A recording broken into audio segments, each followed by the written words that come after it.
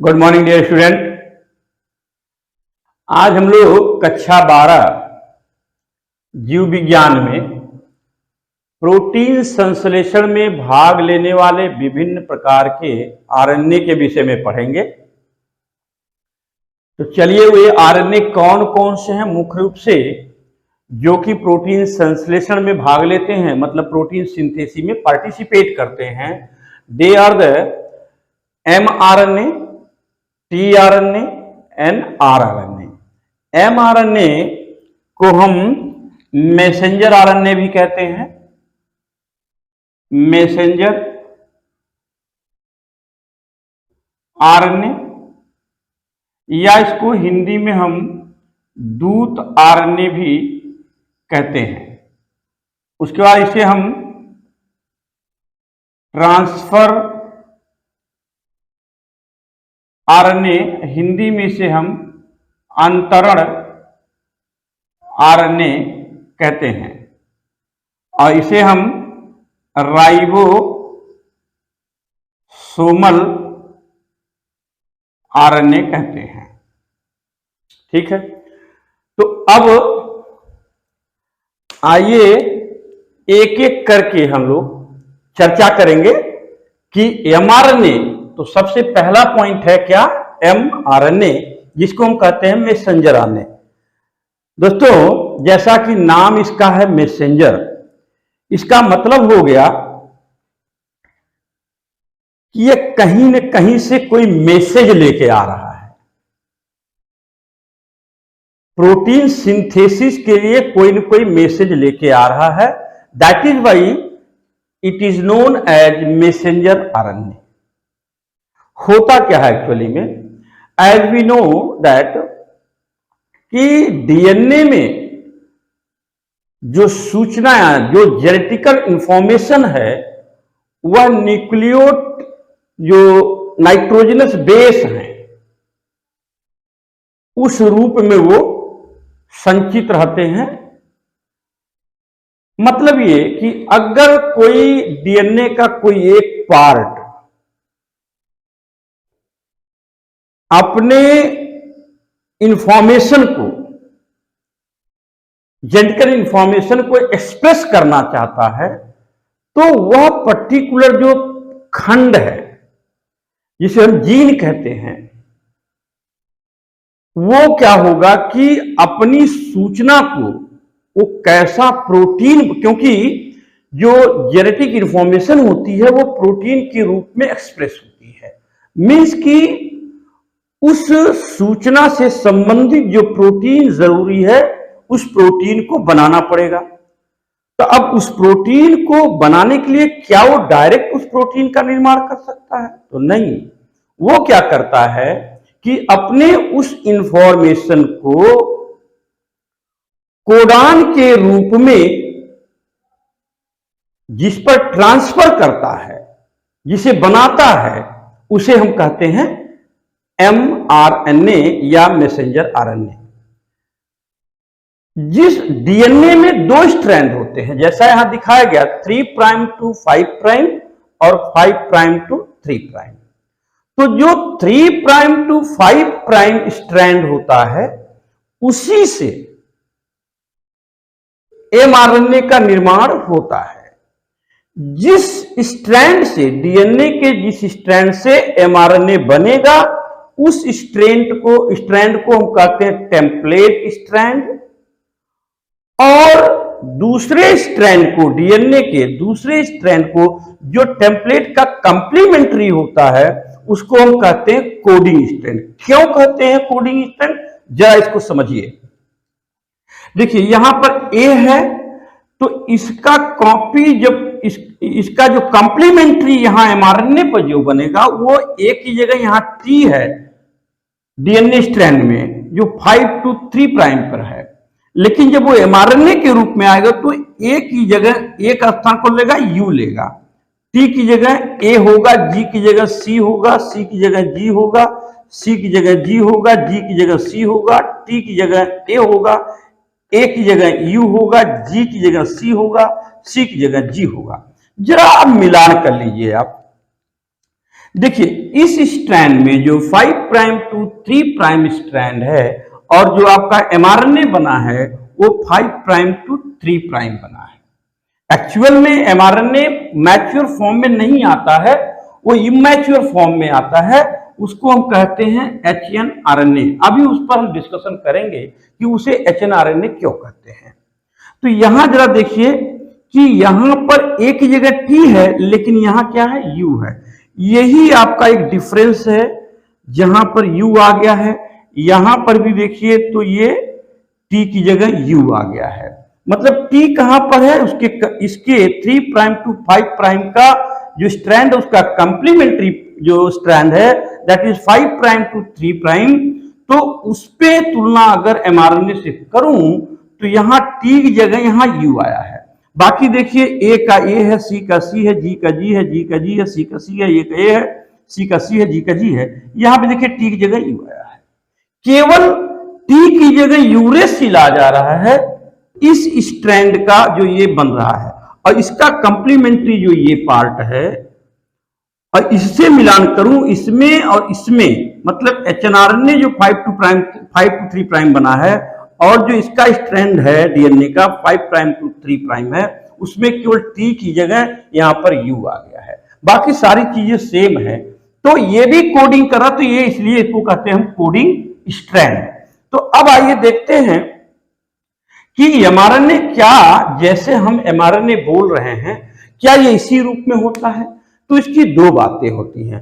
Prokaryotic cell में nucleus नहीं होता है, ठीक है, यूं कहेंगे डिस्टिंक्ट न्यूक्लियस नहीं होता है, जिसके कारण जैसे ही डीएनए अपनी इंफॉर्मेशन को ट्रांसफर करता है एमआरएनए पर, तो वहां डायरेक्ट वो साइटोप्लाज्म के कांटेक्ट में होता है।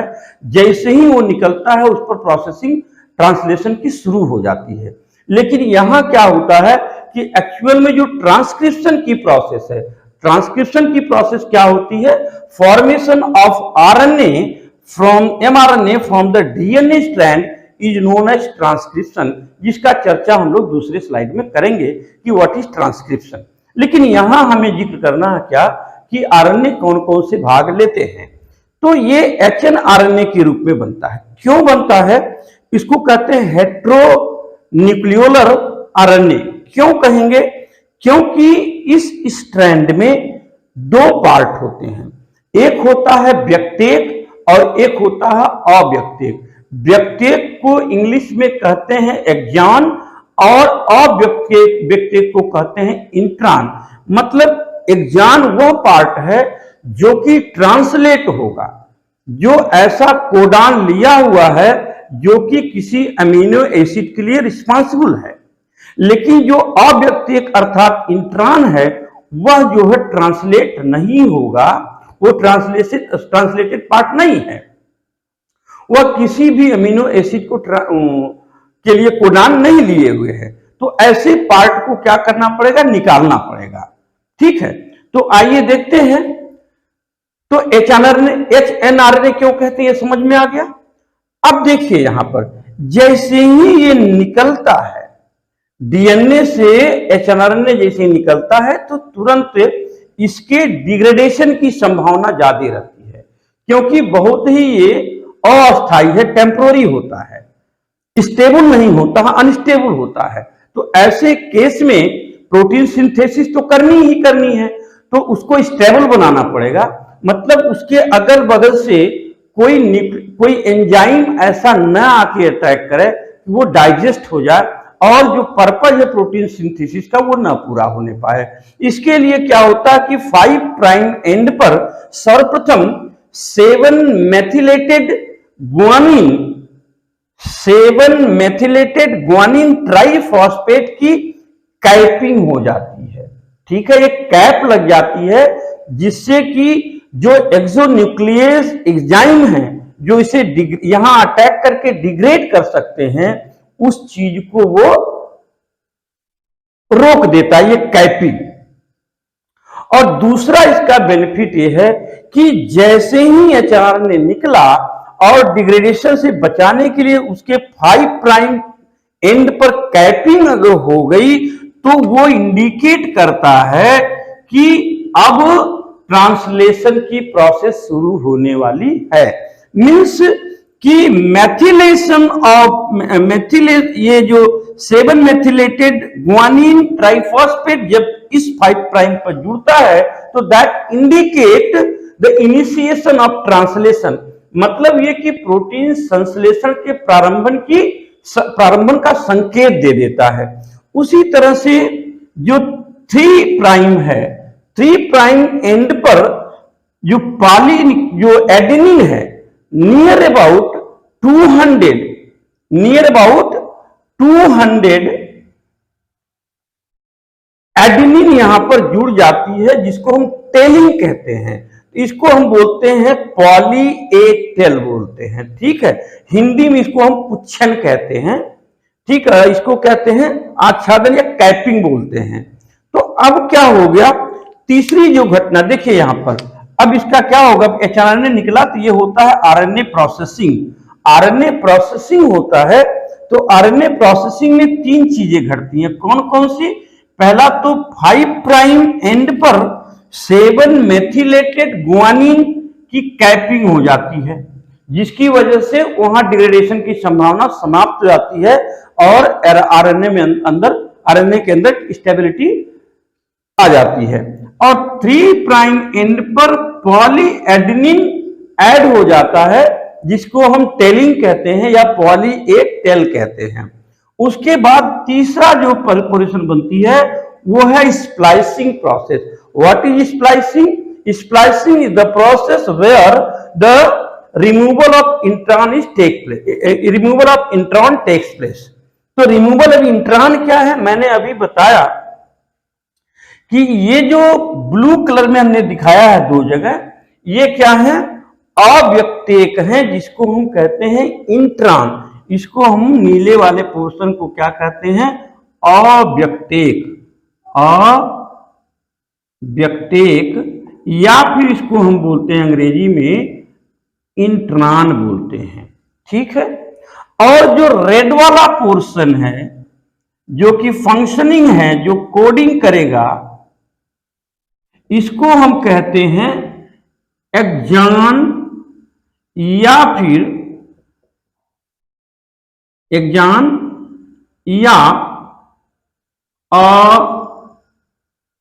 अव्यक्तेक, ठीक है। तो इतनी चीजें आप जान गए। अब हमारा काम क्या है? स्प्लाइसिंग प्रोसेस जो चल रही है, स्प्लाइसिंग प्रोसेस में ये आपका क्या हो रहा है? स्प्लाइसिंग है। स्प्लाइसिंग में आपने देखा कि ये जो इंट्रॉन है ये लूप बना लिए, लूप बनाने के बाद ये निकल गए, तो यहां 2 खंड हो गया। एक्चुअल में ये लूप ये निकलते कैसे हैं? यहां पर 2 एंजाइम की जरूरत पड़ती है, जिसको हम कहते हैं इंडोन्यूक्लियोज। यहां कौन सी एंजाइम जरूरत पड़ेगी? इंडोन्यूक्लिएज प्लस लाइगेज। इंडोन्यूक्लियोज न्यूक्लियस क्या करेगा? दोनों पोर्शन को कट करेगा, उसे बाहर करेगा, और ये जो कटे हुए पार्ट को जोड़ने का काम लाइगेज एंजाइम करता है। इस प्रकार से हमें एक मैच्योर एमआरएनए प्राप्त होता है, इसको कहते हैं एमआरएनए। अब ये आपका एक्चुअल एमआरएनए हो गया, ठीक है। इस एमआरएनए में, मैच्योर एमआरएनए में आपके कैपिंग के बाद और टेलिंग से पहले, जो ये टेलिंग है यहां पर पॉली ये टेल है, इसके पहले, और कैपिंग 7mg मतलब 7 मेथिलेटेड गुआनिन कैप इसको बोलते हैं। इसके बाद और पॉली ये टेल के पहले एक रीजन होता है दोनों जगह, उसको कहते हैं यूटीआर, जिसको हम कहते हैं untranscribed region. This is what we call यहां पर नोट कर दें, यूटीआर का फुल फॉर्म होता है अनट्रांसक्राइब्ड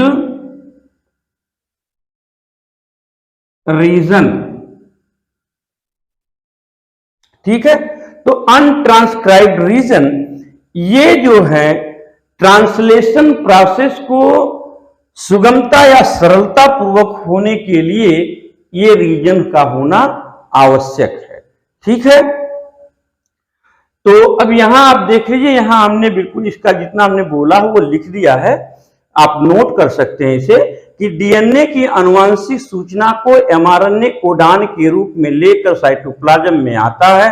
एमआरएनए अनुलेखन या ट्रांसक्रिप्शन के समय एचएनआरएनए के रूप में बनता है। इस पर व्यक्तिक अर्थात इंट्रॉन और अव्यक्तिक एक्सॉन होते हैं। एचएनआरएनए को डिग्रेडेशन से बचाने के लिए 5 प्राइम एंड पर 7 मेथिलेटेड ग्वानिन की कैपिंग हो तथा 3 प्राइम एंड पर नियर अबाउट 200 एडेनिन जुड़ जाते हैं, जिसे हम टेलिंग कहते हैं। ये उस रीजन को पॉली ए टेल कहते हैं। कैपिंग और टेलिंग के बाद जो प्रोसेस होती है that is splicing. What is splicing? That is removal of intron. मतलब हिंदी में कहें कि अव्यक्तिक को हटाने की जो प्रक्रिया है उसको कहते हैं स्प्लाइसिंग। ठीक है, तो चलिए फिर हम ये देखते हैं इसके विषय में, एमआरएनए के विषय में, इसके और स्ट्रक्चर क्या है, इसके और प्रॉपर्टीज क्या हैं और इसके कार्य क्या हैं। तो डियर स्टूडेंट, अब अगला जो पॉइंट है एमआरएनए के विषय में, एमआरएनए में प्रारंभन प्रकूट अर्थात इनिशिएशन कोडान व रोध प्रकूट अर्थात स्टॉप कोडान होते हैं। ये इनिशिएशन कोडान क्या है? कोडान तो पहले जानना पड़ेगा, कोडान है क्या। देखिए, जो एमआरएनए पर जो नाइट्रोजनस बेस का जो ट्रिपलेट होता है, जब क्रम से आप चलेंगे लेफ्ट टू राइट तो 3-3 का एक सेट बनाएंगे। वो जो 3 का सेट होता है वह क्या होता है? वो होता है आपका जेनेटिक कोड। ठीक है, उसी को यहां पर, उसमें कुछ कोडान ऐसे होते हैं जो ट्रांसलेशन प्रक्रिया में स्टार्टिंग कराते हैं, जैसे AUG, और कुछ कोडान ऐसे होते हैं जो अंतिम में होते हैं, जहां पर पॉलीपेप्टाइड चेन कंप्लीट हो जाएगी तो वहां स्टॉप करने वाला कोई चाहिए, तो उसके लिए होता है स्टॉप कोडान। ये दोनों कोडान कहां पाए जाते हैं? एमआरएनए पर ही पाए जाते हैं। एमआरएनए पर कुछ अतिरिक्त अनुक्रम होते, सीक्वेंस होते हैं जो कि ट्रांसलेटेड नहीं होते, तो उनको हम कहते हैं अनट्रांसलेटेड रीजन। साथ में उनको कहते हैं UTR, which is necessary for the effective translation.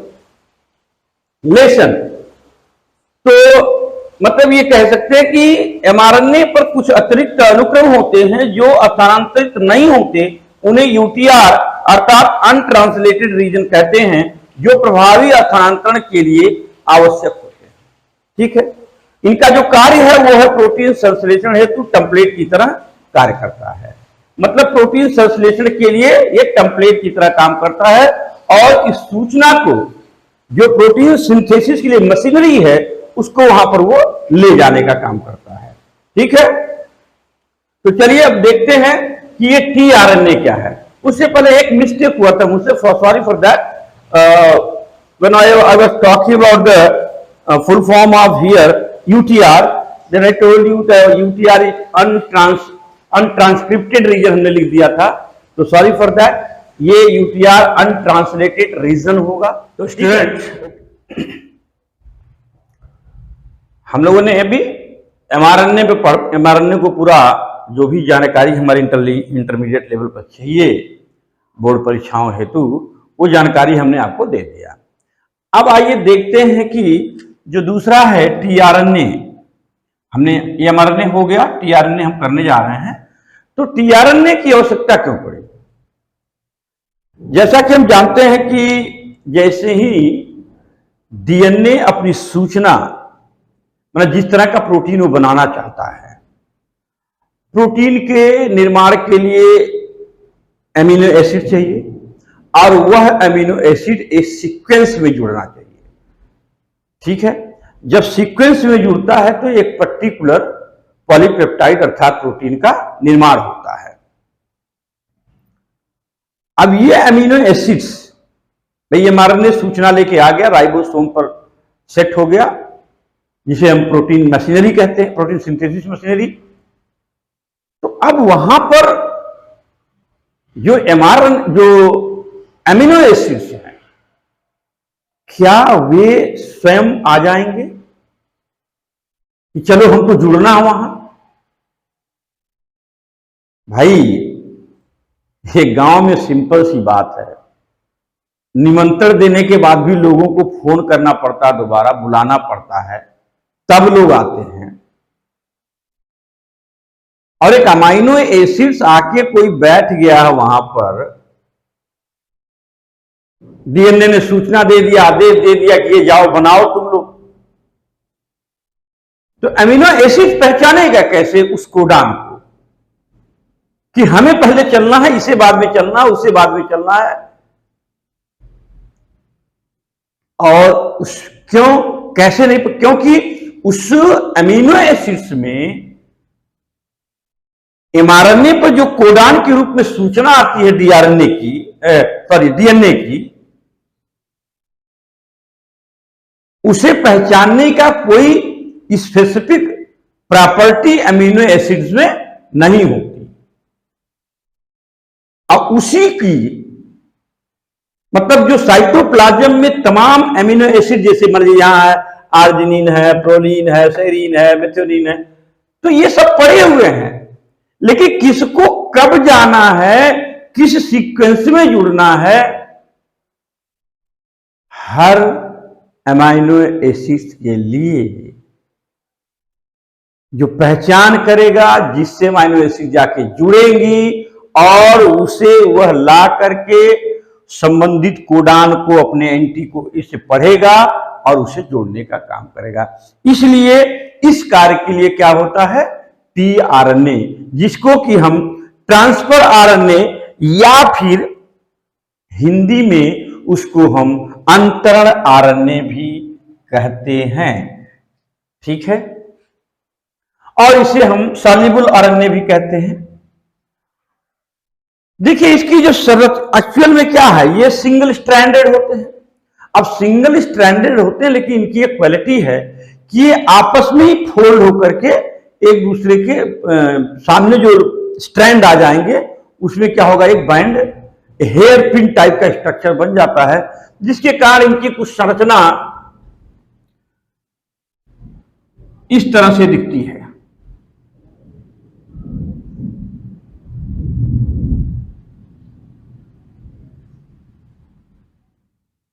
इस तरह की संरचना दिखती है।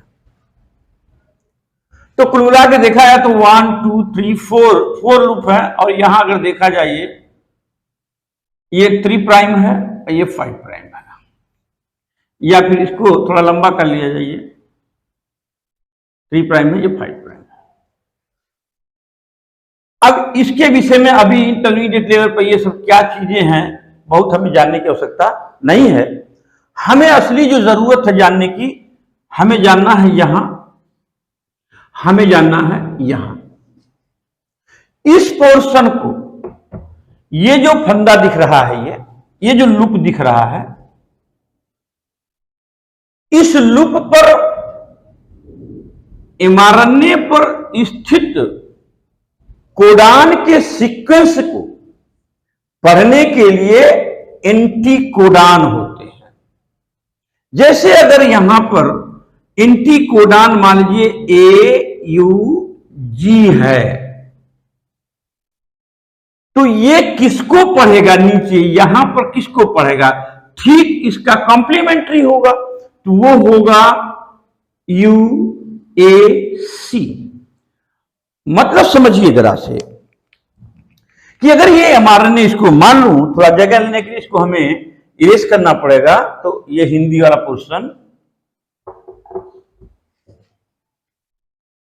ये अगर इसको हम एमआरएनए मान लें और यहां पर कोई आइए अपना आकर के स्मॉल यूनिट जो राइबोसोम की उस पर सेट है, बैठा हुआ है, उसी के सहारे वो ये राइबोसोम आगे खसकता जाएगा और अगला कोडान आता जाएगा, और उसको पढ़ने के लिए अलग अलग टीआरएनए अपने एंटी कोडान से आकर के पढ़ते रहेंगे और उस तरह के एमिनो एसिड को अपने से जोड़ते जाएंगे। तो चलिए जरा देखता हूं, यहां पर ये एंटी कोडान है, हमने मान लिया AUG है, तो इसके लिए एंटी कोडान है ये किसको पढ़ेगा?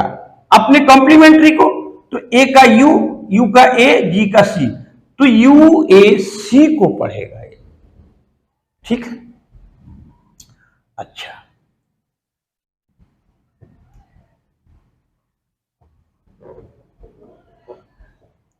अगर अपने पास में यहां पर U है, तो यहां एंटी कोडान क्या होगा? UAE होगा। अब इसके लिए कौन सा एमिनो एसिड चाहिए, उसके लिए वो लेकर आएगा। मतलब ये कहने का मतलब ये कि ये जो कोडान mRNA पर दिख रहे हैं, उस कोडान को पढ़ने के लिए यहां पर एंटी कोडान होता है, इनका कॉम्प्लीमेंट्री होता है, तभी वो पढ़ पाता है। तो इसका मतलब हो गया कि इसकी जो संरचना देखी जाती है, तो कुछ इसका जो सेकेंडरी स्ट्रक्चर है वो कुछ तिपतिया के पत्ती जैसा, क्लोवर लीफ जैसा दिखाई देता है। और उसमें एक, हम अभी इसकी चर्चा नहीं कर रहे हैं, हम केवल इसकी चर्चा करेंगे और इसकी चर्चा करेंगे। तो उसमें एक फंदा होता है जिसको कि हम एंटी कोडान फंदा भी कहते हैं, जैसा कि हमने ये दिखाया ये। तो यहां देखिए, यहां पर हमने सिंपल रूप से दिखाया है, इसी को हम कहते हैं एंटी कोडान, जिसको हम प्रति प्रकूट भी हिंदी में कहते हैं। और इसके जो 3 प्राइम है, देखिए ये जो 3 प्राइम है, ये जो है ऐसा छोर है जो एक्टिव अमीनो एसिड्स को क्या करता है, वो अपने साथ जोड़ लेता है। जोड़ करके तब ये ले जाके यहां पर उस संबंधित कोडान को पढ़ करके अपने एंटी कोडान से वहां वो ऐड कर देता है अमीनो एसिड को। अब एक चीज और ध्यान रखिएगा कि जब शुरुआत में जो प्रारंभन टीआरएनए होता है वो वहां जुड़े रहता है, उसके बाद वाले ये सरकता जाएगा आगे की तरफ, ये थोड़ा सा सरकेगा तो यहां एक एक्टिव साइड और पी साइड इसमें पाई जाती है। इसकी चर्चा हाई लेवल पर होगी कि पी साइड और ए साइड होता है। जैसे ही ये इधर खसकेगा तो थोड़ा ये इधर आएगा, दूसरा वाला टीआरएनए आ करके इस कोडान को पढ़ने वाले एंटी कोडान लेके आएगा, पढ़ेगा, और 2 अमीनो एसिड जब एक पास आ जाएंगे तो उस समय इन दोनों के बीच में, अगर मान लीजिए कोई दूसरा यहां अमीनो एसिड आ गया सपोज, और यहां पर इन दोनों के बीच में क्या होगा, हम ऐसे बना देते हैं, ये 3 प्राइम एंड है, ये आपका ये लूप है आपका जो एंटी कोडान है। तो इन दोनों अमीनो एसिड के बीच में क्या हो जाएंगे, पेप्टाइड बॉन्ड बन जाएंगे, और वो पेप्टाइड बॉन्ड बनते इसके साथ टूट जाएगा यहां से, और इसके बाद आकर के मान लीजिए हम इसको दूसरे रंग से कर देते हैं तो ये यहां आकर के जुड़ जाएगा। ठीक उसी प्रकार से दूसरा कोई आएगा, दूसरा आएगा यहां से, फिर पढ़ेगा, फिर अपन पास में यहां उस तरह के संबंधित अमीनो एसिड को लेके आएगा। तो अब ये भी फिर क्या होगा,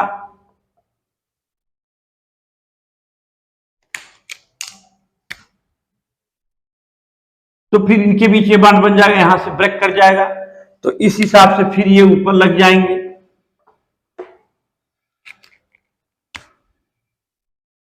इस हिसाब से हम ये दिखाने का प्रयास किए हैं। हालांकि अभी इसकी चर्चा जरूरत नहीं थी, लेकिन ये काम थोड़ा कैसे करता है इसके विषय हम लोगों को जानना जरूरी था, तो बता देना मैंने उचित समझा। ये क्रम से करके अमीनो एसिड जुड़ते जाते हैं, और अंतिम अमीनो एसिड जहां जुड़ा होता है वहां स्टॉप कोडान होता है जो कि mRNA पर, और वहां जैसे ही पहुंचता है वहां का अंतिम अमीनो एसिड जाके जुड़ता है, और पॉलीपेप्टाइड चेन कंप्लीट हो जाती है, फिर वो प्रोसेस खत्म हो जाती है।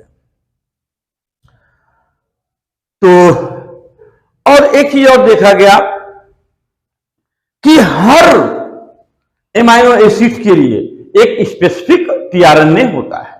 ये बिल्कुल इसकी स्पेसिफिसिटी है, इसको नोट कर लीजिए कि प्रत्येक अमाइनो एसिड के लिए एक स्पेसिफिक टीआरएनए होता है और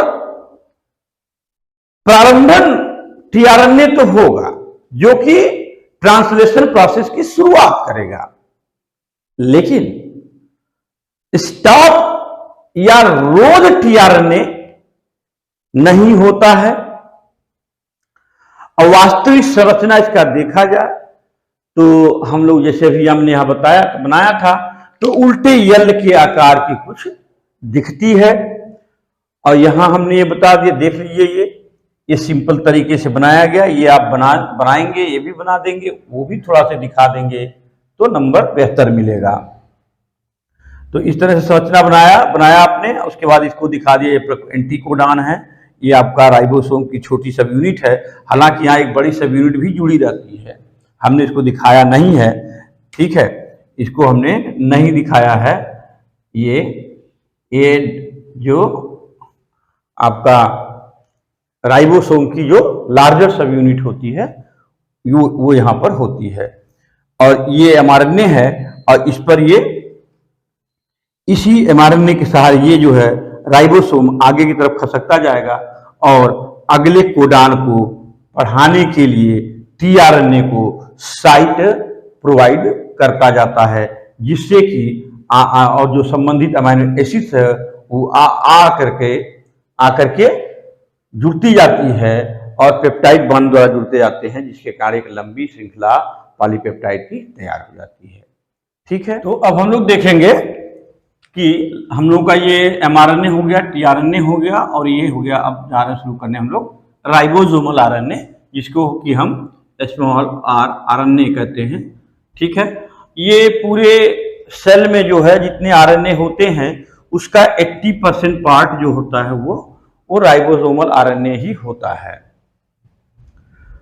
एक्चुअल में राइबोसोमल आरएनए जो मदद करता है प्रोटीन संश्लेषण में, वो राइबोसोम के रूप में मदद करता है। कैसे? क्योंकि राइबोसोम के सिंथेसिस के लिए हमें राइबोसोमल आरएनए चाहिए और प्रोटीन चाहिए। तो राइबोसोमल आरएनए का परसेंट ज्यादा होता है प्रोटीन की तुलना में, तो इसलिए उसको हम राइबोन्यूक्लियोप्रोटीन भी बोलते हैं, राइबोन्यूक्लियोप्रोटीन। तो राइबोसोम होता है और प्रोटीन का पार्ट होता है इसमें। तो ये क्या करता है कि राइबोसोम और प्रोटीन ये दोनों मिल करके राइबोसोम बनाएंगी, जिस पर जो एमआरएनए है वो आकर के बैठता है। मतलब कि आप कह सकते हैं कि जो राइबोसोम है that provide site for the photosynthesis, उस साइट के रूप में काम करता है। तो उस साइट को, मतलब राइबोसोम को बनाने के लिए हमें राइबोसोमल आरएनए की आवश्यकता पड़ती है। तो ये कह सकते हैं कि राइबोसोमल आरएनए प्रोटीन संश्लेषण में इनडायरेक्टली भाग ले रहा है, कह सकते हैं, क्योंकि वो संरचना जो बनाया, संरचना बना के तब मदद कर, उस संरचना के साथ में एक प्रोटीन भी लगा हुआ है, तो वो संरचना बन रही है, फिर उसको आप राइबोसोम के रूप में देख रहे हैं, जो कि मदद करने का काम कर रहा है। बहरहाल, तो प्रोटीन संश्लेषण की मशीनरी राइबोसोम होता है। राइबोसोम के निर्माण में राइबोसोमल आरएनए की महत्वपूर्ण भूमिका होती है। राइबोसोम एक गोलाकार संरचना होती है जो कि दो उप एकक इकाइयों से मिलकर बनी होती है, जिसमें एक उप एकक इकाई को हम कहते हैं लार्ज सब यूनिट और दूसरे को कहते हैं हम स्मॉल सब यूनिट। ठीक, तो हमारे पास सेल दो तरह की हैं on the basis of nucleus. एक होती है प्रोकैरियोटिक और एक होता है यूकैरियोटिक। तो यूकैरियोटिक जो सेल होती है उसमें जो आपका राइबोसोम है वो 80 यस प्रकार का होता है। अब यस क्या है? ये स्वेडबर्ग नामक वैज्ञानिक ने इनकी खोज किया था, उसी के नाम पर इसको उसके अक्षर का पहला शब्द जो है वो यूनिट के रूप में बना दिया गया। एक्चुअल में ये सेडिमेंटेशन कहिए कि इनको बैठने की जो दर है वो इस तरह से नापी जाती है और इसको हम स्वेडबर्ग यूनिट भी कहते हैं। तो 80 यस प्रकार का आपका राइबोसोम पाया जाता है, जिसमें बड़ी सब यूनिट जो होती है वो 60 यस की होती है। मतलब बड़ी सब यूनिट को सेडिमेंट होने का जो परसेंट है वो क्या है? 80 यस है, 60 यस है, सॉरी। और यहां जो उसकी ये वाली यूनिट 40 दिखा रहा है वो है 40 सेडबर्ग या 40 सेडिमेंटेशन। अब आप कहोगे सर ये 80 को जोड़ रहे हो आप, 60 40 100 हो रहा है, आप इधर बोल रहे हो 80 है। तो भैया ये कोई इकाई नहीं है, 60 और 40 आपने जोड़ दिया, ये परसेंट है सेडिमेंटेशन का। मतलब इसके बड़ी यूनिट को बैठने की, नीचे बैठने की जो दर है वो 60 है और इसकी क्या है? 40 है। और यस से डिनोट इसलिए कर दिया गया कि स्वेडबर्ग नामक वैज्ञानिक ने इसकी खोज करी थी, इसलिए रखा गया। ठीक है, तो अब आ जाइए इधर, ये अपने पास में इस 60 यस में 60% जो है वो राइबोसोमल आरएनए है और 40% क्या है? वो प्रोटीन है। ठीक, अब देखिए यहीं पर रोल आ गया राइबोसोमल आरएनए का। ठीक है, अब इधर 40S है तो 40S में इधर 18 छोटी सब यूनिट जो है उसमें 18% राइबोसोमल आरएनए है और 30% प्रोटीन है, बाकी और चीजें हैं। अब प्रोकैरियोटिक की बात कर लेते हैं। तो प्रोकैरियोटिक में कभी पूछता है क्वेश्चन कि यूकैरियोटिक कोशिका में जो राइबोसोम होता है वो किस प्रकार का होता है? 80 यस, 75 यस, 70 यस, 60 यस, इस तरह से ये पूछता है। तो ध्यान रखिएगा, उसमें 80 यस प्रकार का होता है यूकैरियोटिक में। प्रोकैरियोटिक में जो पाया जाता है वो 70 यस प्रकार का होता है, जिसमें कि लार्जर सब यूनिट जो होती है वो 50 यस की होती है, स्मॉलर क्या होती है? 30 यस की होती है। और इसमें भी राइबोसोमल आरएनए होंगे, प्रोटीन होगा, यहां भी राइबोसोमल आरएनए होगा और प्रोटीन होगा।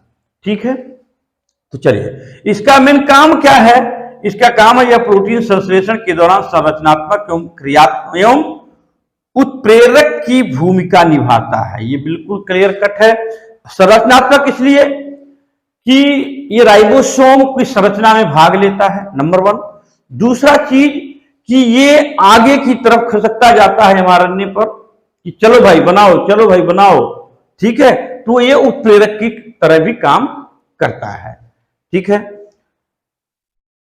तो गाइस आई होप आप सभी लोग इस क्वेश्चन का कि जो प्रोटीन संश्लेषण में भाग लेने वाले विभिन्न प्रकार के आरएनए पर जो हमने चर्चा करी, आप लोगों ने लाभ उठाया होगा। और नहीं समझ में आया होगा तो एक बार पुनः दोबारा इसको देखने का प्रयास करिएगा और कोशिश करिए कि साथ में आपके पास पेन और कॉपी पेपर जरूर होना चाहिए, जिससे कि आप पढ़ते जाएं और नोट करते जाएं। क्योंकि किसी ने कहा है कि a pen and a paper can change your life. तो बेटा जीवन में हमेशा अपने कैरियर के प्रति जरूर आपकी चिंतन जरूर होना चाहिए। हम चिंता करने की बात नहीं कर, चिंतन होना चाहिए, मंथन होना चाहिए कि आप धरती पर आए हैं तो कुछ करने के लिए आए हैं, तो कुछ करिए। गॉड ने आपको सब कुछ दे दिया है, सारे अंग दिए हुए हैं, उसका उपयोग करिए। माँ बाप के सपनों को पूरा करने के लिए मेहनत करिए और एक जिद्दबाज होइए कि मुझे इतना परसेंट लाना है, और जिस दिन आप ये दावा कर लेंगे और ये अपने आप पे प्रण ले लेंगे, तो आपको एक 90 प्लस के ऊपर 90 प्लस 80 प्लस के ऊपर जाने से कोई रोक नहीं पाएगा।